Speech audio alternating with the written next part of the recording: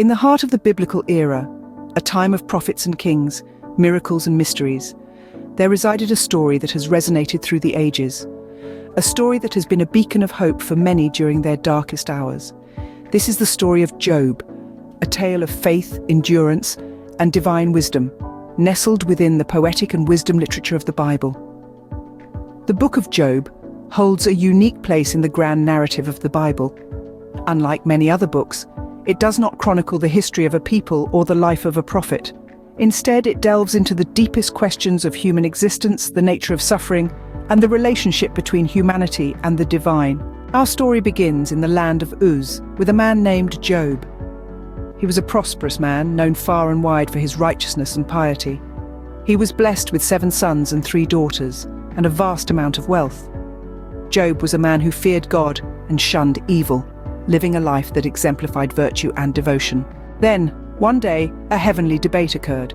The angels presented themselves before God, and among them was Satan. God, in his divine wisdom, asked Satan if he had considered his servant Job, a man unlike any other on earth, righteous and God-fearing. Satan, cynical as ever, claimed that Job was pious only because God had blessed him abundantly. He challenged God, stating that if Job were to lose everything he had, he would surely curse God. God allowed Satan to test Job but forbade him from harming Job himself. And so, the trials began. Job lost his wealth, his children and his health in quick succession. Yet, in the face of these calamities, Job did not sin by charging God with wrongdoing. Instead, he said, "The Lord gave and the Lord has taken away. Blessed be the name of the Lord." As Job sat in ashes, scraping his sores, his wife told him to curse God and die. But Job replied, "Shall we accept good from God and not trouble?" In all this, Job did not sin in what he said. Then 3 friends, Eliphaz, Bildad and Zophar, came to comfort Job. They sat with him in silence for 7 days and nights, sharing in his suffering. But when they spoke, they insisted that Job must have sinned to deserve such suffering, urging him to repent.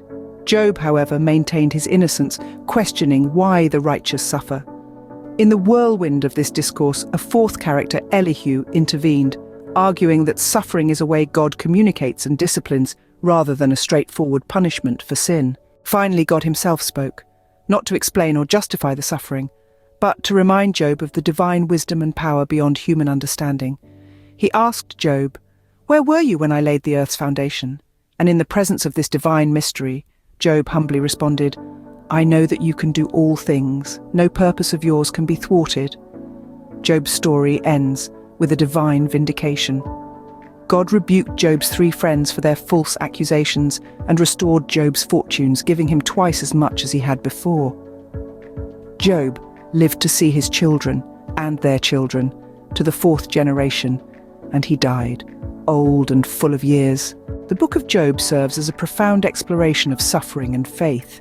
It teaches that suffering is not always a result of personal sin, and that righteousness does not guarantee a life free from hardship.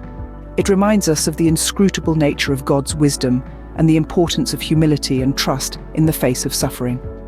Through Job's story, we learn that faithfulness does not go unnoticed, and that in the midst of our trials, we are never alone. So, in the grand scheme of life's challenges, remember the story of Job. It serves as a beacon of resilience, a testament to unwavering faith, and a timeless reminder that even in the darkest hours, hope and redemption are never far away.